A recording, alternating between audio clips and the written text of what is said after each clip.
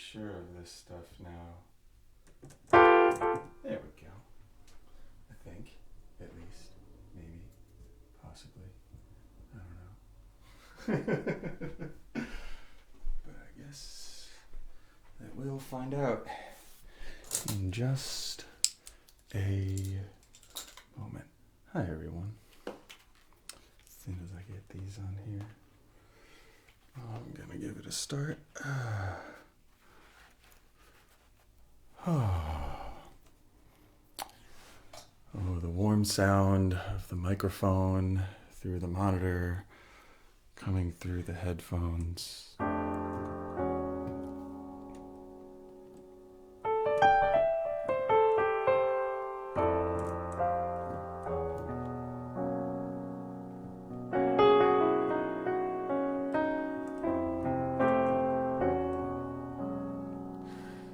You may notice that I don't have a board today.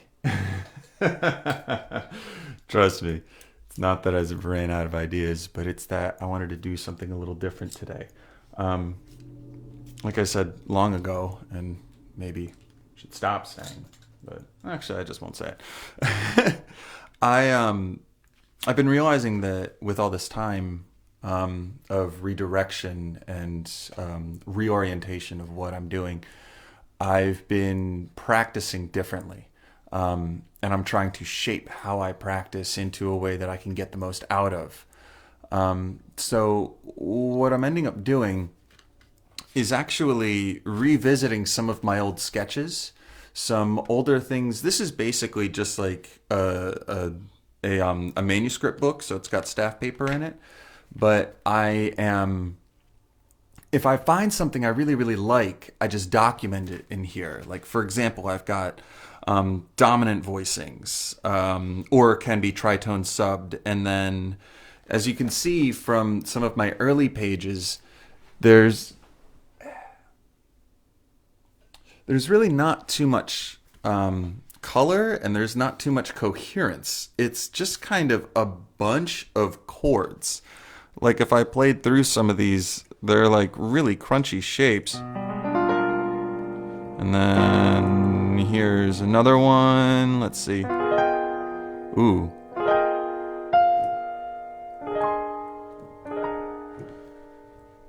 Oh, I remember this one. This one was good. For an E dominant 7 shape. And then this would be the F. So what I've done here is especially when I first started making this book, I've got dominant 7 shapes. I've got 2 pages of it. Then I have some scalar theory, like I talked about before. I've got some thin voicings, not necessarily shell voicings. That's a whole different can of worms. I like some of these very like thin tones. Things that are, if I just play like,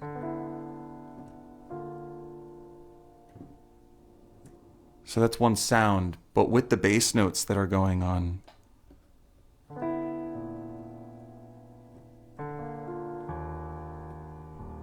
It's like this whole different kind of vibe. It's using as few notes as possible to try and bring about that voicing. And you have a lot that you can do with it because it's so few notes. You have a lot of different places that you can take people's ears. Because I feel like the more notes you put in, kind of the more of the story you're giving them, the more that you're fleshing out the picture, the more color you're painting with. But if you paint with very thin light colors, like thin lines, then you can take the ear a lot of different places. And as I go on, I've got suspended and diminished voicings, minor voicings. Like I said before, these are just things that I've picked up through the years of playing and experimenting. And the deeper I dig into those fundamentals that I've chatted about before, the more that I can reconceptualize things and put them in a different context and use them differently. So, like I said before, a lot of it used to be really haphazard and there wasn't much color on the page. And then as I kept going through the book, through this book, I started to use different colors depending on essentially just what I felt like, what day it was. Oh, here's where, this was when I was studying a lot of flamenco rhythms, and I was trying to figure out all the different compasses and ways that the rhythm of flamenco music worked. So I wrote down a couple of the styles: alegria, buleria, fandango, rumba, taranta, and I wrote down what the compasses were and some different voicing ideas just based upon what I was hearing. So it's probably very naive, but you just keep going with it. You roll through it. So what I wanted to do, Ghanaian polyrhythms. Oh boy, that was a time. My most recent one has been digging more into quartal and quintal harmony. So first of all, what does that mean? Typically in Western music, we think of chords and thirds.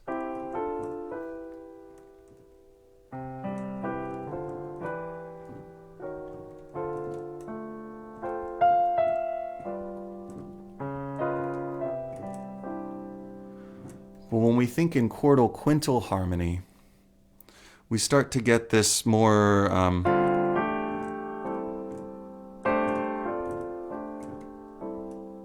it's a little bit of a different sound. It's definitely a different color, but you can express similar harmonies. Like I can make a C major sound with C, E, G, or I can make a C major sound with E, A, and D, which are fourths apart instead of thirds apart.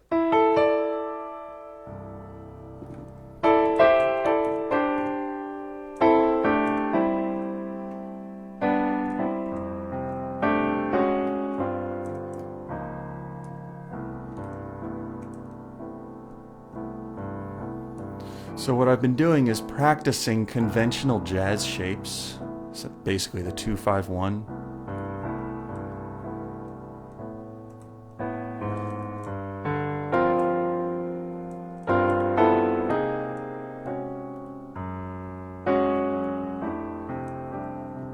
And I've been going through all 12 keys as I know them, bringing about these shapes.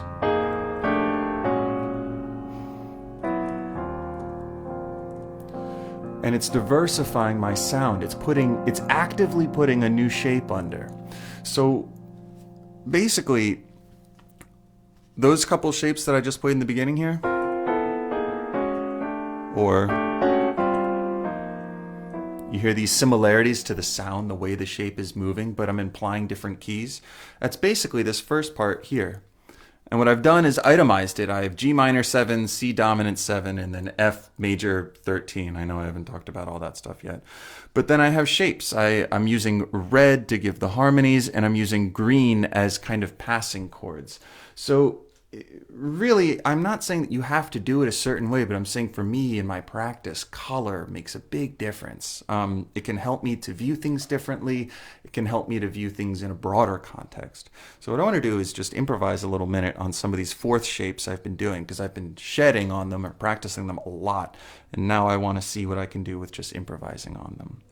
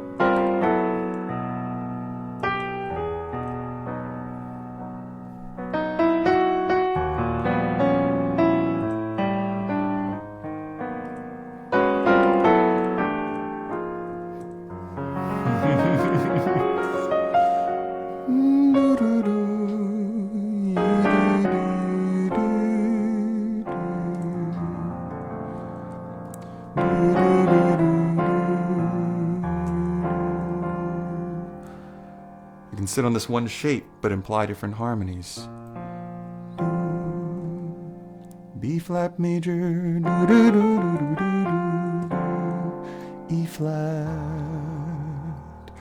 boo boo do do do do do, Lydian fi sol do. Woo!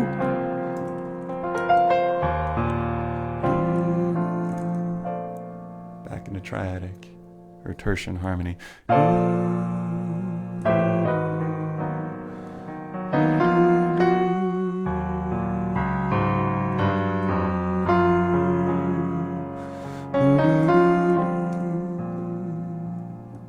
Back where we were.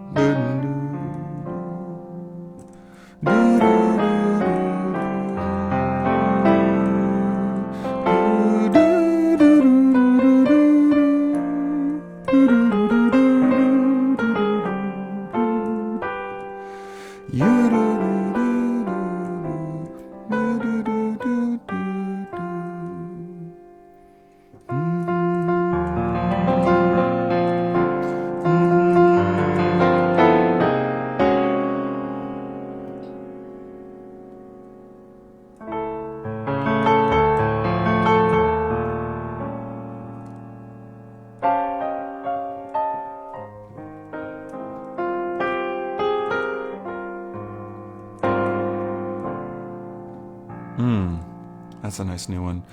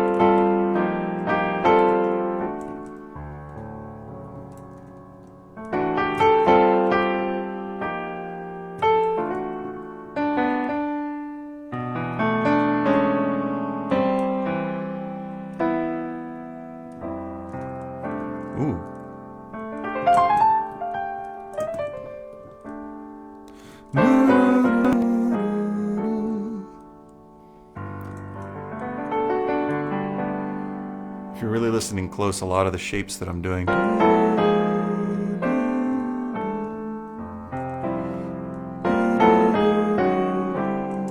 have this similar kind of flair to them, this similar vibe, and instead of going to do that 2-5-1 and maybe in shell voicings, there's no fifth in the harmony, but instead I'm making these kinds of like sidestepping colors, these shapes that are like expanding outside of what's going on exactly within that key, so that you get this kind of lift. I love hearing like Herbie Hancock and players like that do stuff like this.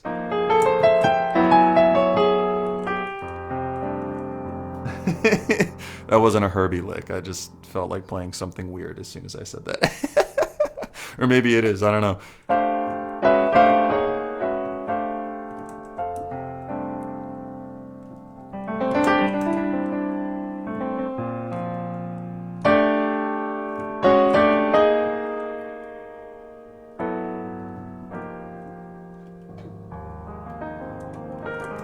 once again, I'm just kind of playing with these fourths ideas. A lot of my practice started with just making sure that I could very quickly play perfect fourths. And here I can just play them with one hand, with three of them.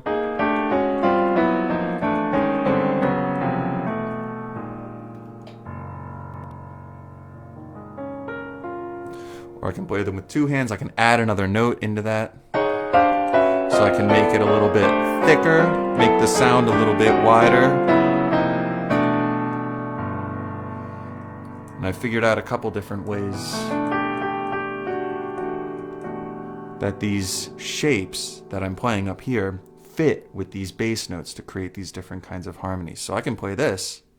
What was that? That one I just stopped on. It was here. Do, do, sol, do, ti, re, la, so, fa, mi, fa, so. Or I could make it re, do, sol, fa, mi, re.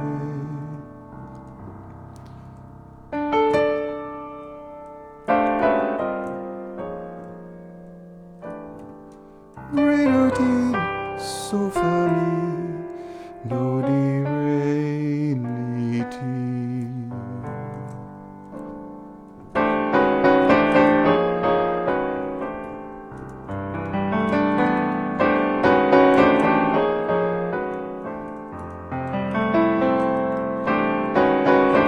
Here's a new one.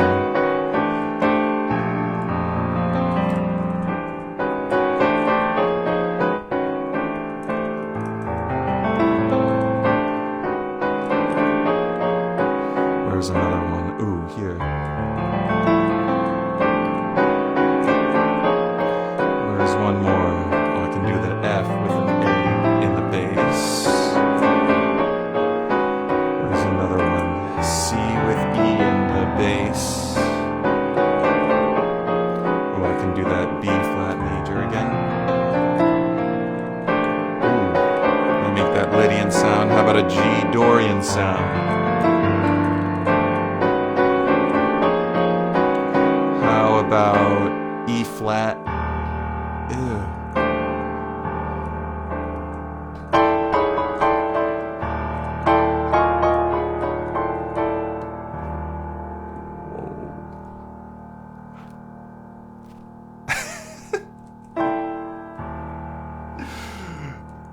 This is one thing that happens. That's much nicer. Is that the deeper you go down this rabbit hole of practicing these different kinds of harmonies, is the wider your palette gets, and the more in a way that you start to lose track of what's actually conventional. Unless you have your roots really set in the ground. You have a lot of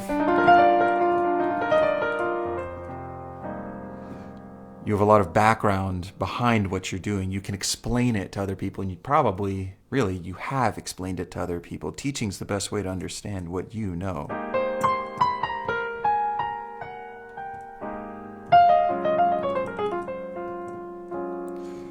Here I'm back into these kinds of triadic harmony sounds, but I'm thickening it out, so instead of just playing I put a seventh on it, or I put a ninth on it. It's what it diversifies it, it makes it bigger.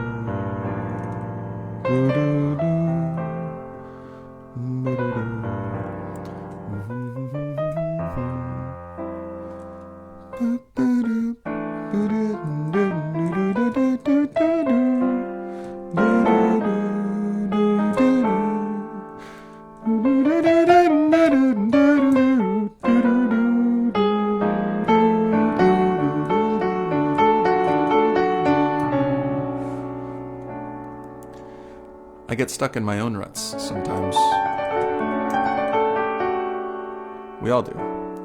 Going through this musical practice, we get stuck in patterns that we always do, which is why doing these videos in a way is forcing me to step outside of those patterns.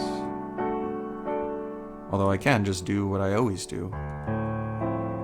And it's things that I've practiced before that I like, so I always gravitate towards these sounds.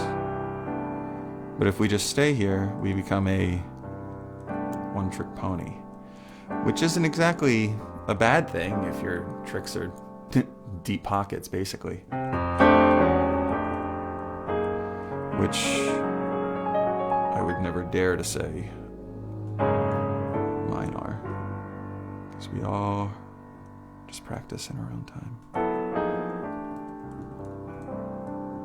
And right now I'm practicing these fourths. Oh, one way I do that. Did it in F, do it in B flat. Do it in E flat. This might not be the most glamorous way to do this. Do it in A flat. But I'll tell you this, it works. Doing things in all 12 keys, I can kind of slip into a do it in D flat, meditative state. I just move around the circle of fifths and I just have a good time doing it. Do it in G flat. Some of them still take a little bit more thought than others. Doing it in B. E. A. D. G. C.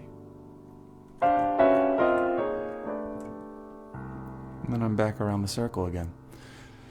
Move the other way around the circle. So you move one way, you move the other way, if you can. Do the acrostics of it. Do the acrostics the other way. It's really tough for me to watch myself do this and do it because it's backwards, forwards, forwards, backwards. Don't remember which way I went first time, doesn't matter. Then go up chromatically. Start with, let's start with B flat. But when I do it down there, do you hear how if I start here in the middle of the piano and I move down, by the time it's here, especially here, it's like really low. It's really low. So you have to keep your register in mind, keep that range in mind while you're playing it. Good rule of thumb, or a rule of pinky, I should say. Keep your left hand pinky between B flat 3 and B flat 2. That's that good meaty chord region of the piano. So where I finish, my pinky's in between there. So it starts a little high. So I guess you could start here. Huh?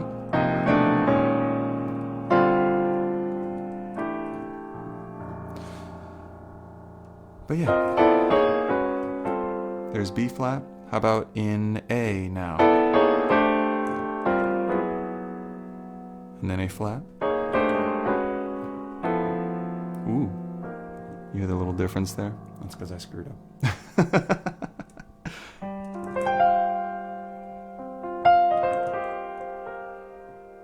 But that's basically my practice technique in terms of like trying to put new shapes under my fingers.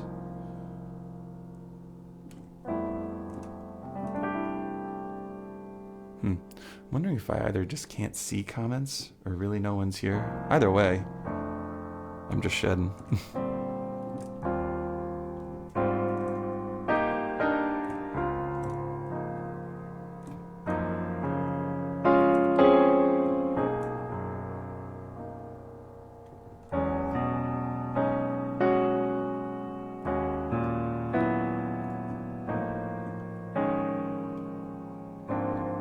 Ooh. And sometimes I surprise myself with weird things.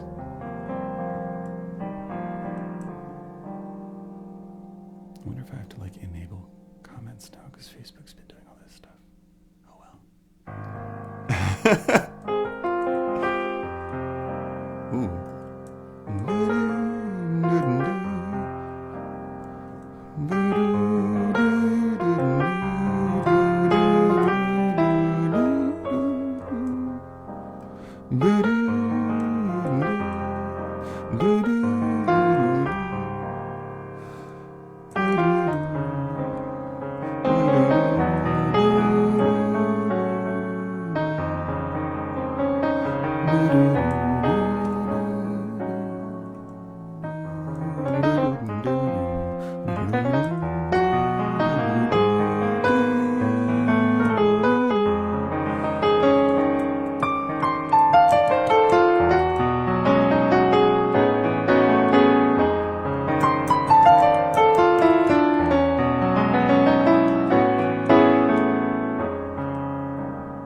Stretched a little too far, maybe.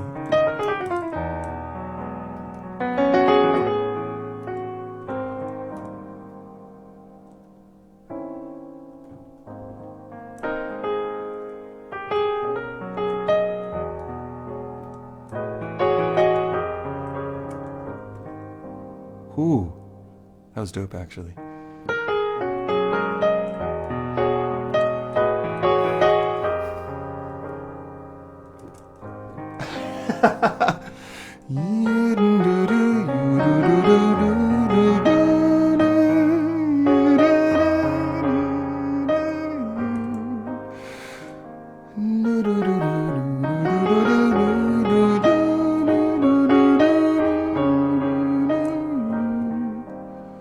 That's gorgeous.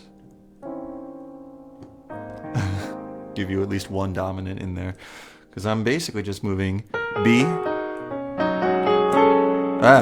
Wow, as soon as I explain it. B, E Lydian, A Lydian, D flat major over F.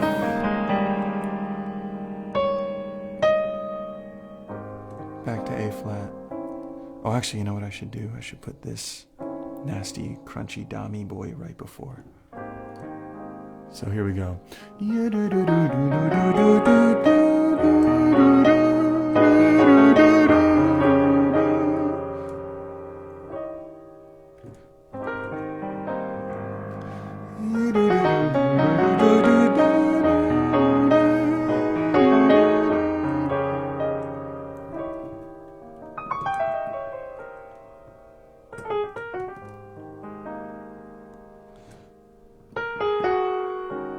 Here's this fourths idea. Let's see what I can do with cranking this out.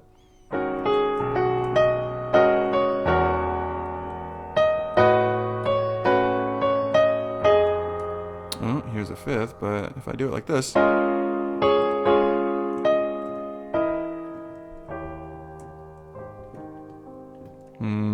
I'd rather resolve it like this.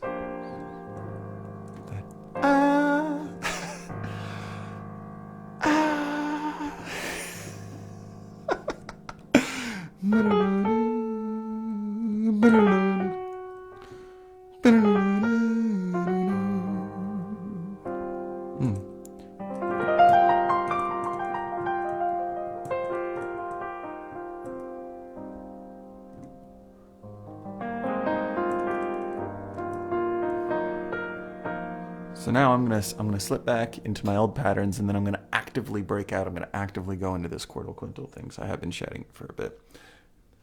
There are a couple different shapes that I can try because I've been doing a lot of the. But there's also just.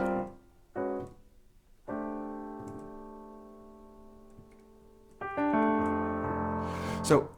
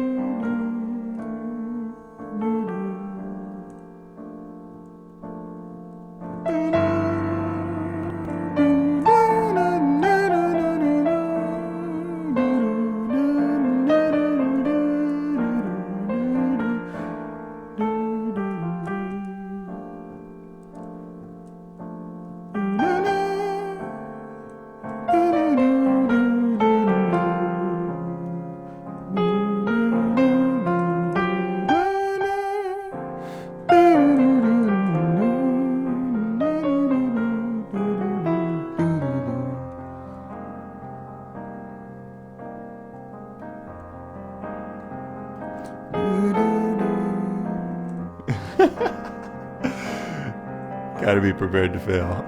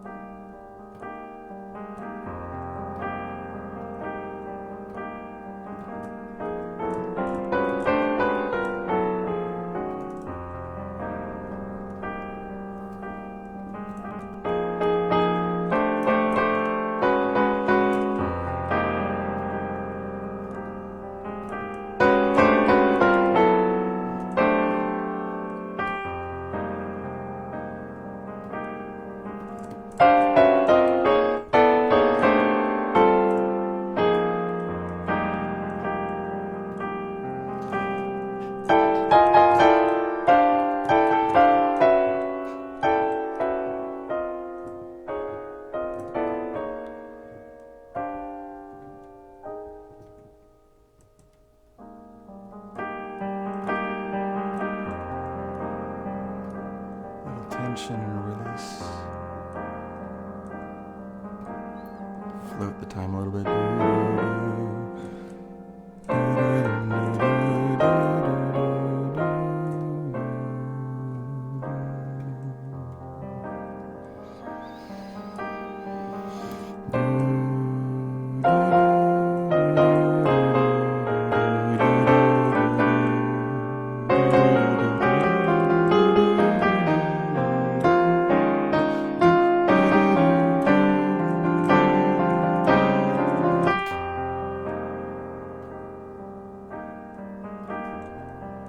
I'm kind of disregarding key right now. I'm just shedding these shapes, these 4-note quartal quintal harmonies, just making sure I've got the shapes under my fingers.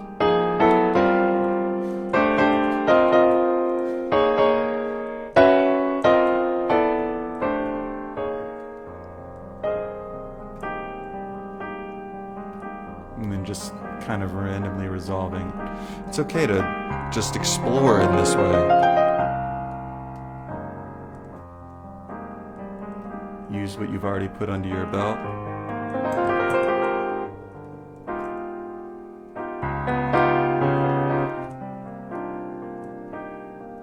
Keep the same top note.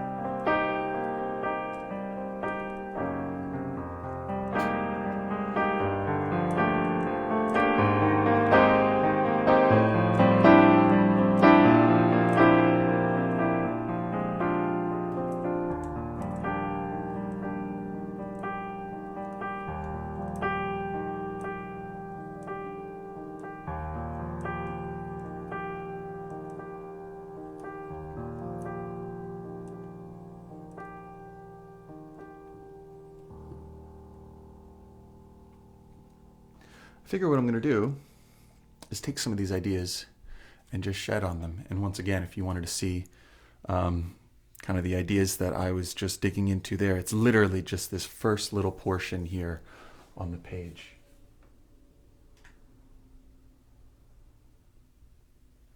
But this is essentially one mode of practice that I slip into and one way that I try and better myself as a keyboardist. So take care of yourselves, be well, and bye.